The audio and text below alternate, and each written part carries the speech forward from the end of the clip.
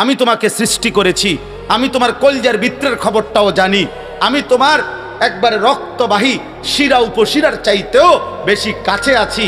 আমার দুইজন ফেরেশতা তোমার ডানে বামে আছে, আমার একজন ফেরেশতা তোমার জবানের উচ্চারণগুলো লিখতেছে।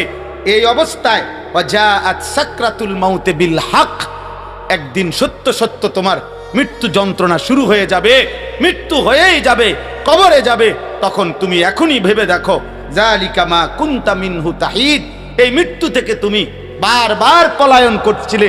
মরতে তুমি চাও নাই, মরতে তোমার আব্বাও চায় নাই, মরতে তোমার দাদাও চায় নাই, মরতে তোমার বংশের কেউ চায় নাই, কিন্তু পৃথিবীতে কেউ থাকতে পারে নাই। আমারও দাদা ছিল, এই দেশের মানুষ, আমি আপনাদের ছেলে, আমার দাদাও তো কবরে, আমার বাপও তো ছিল, আমার বাপ কবরে, আমার জ্যাঠা ছিল, আমার জ্যাঠা কবরে, আমার চাচা ছিল, আমার চাচা কবরে, আমার নানা ছিল, আমার নানা কবরে, আমার নানি ছিল, আমার নানি কবরে।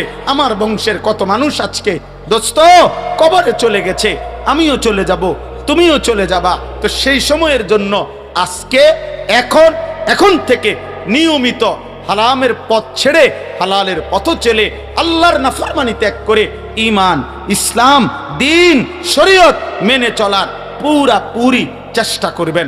মৃত্যু যন্ত্রণা শুরু হলে ফেরাউনও তওবা করতে চাইছিল, ফেরাউনও ঈমান আনতে চাইছিল, কিন্তু কোনো লাভ হয় নাই।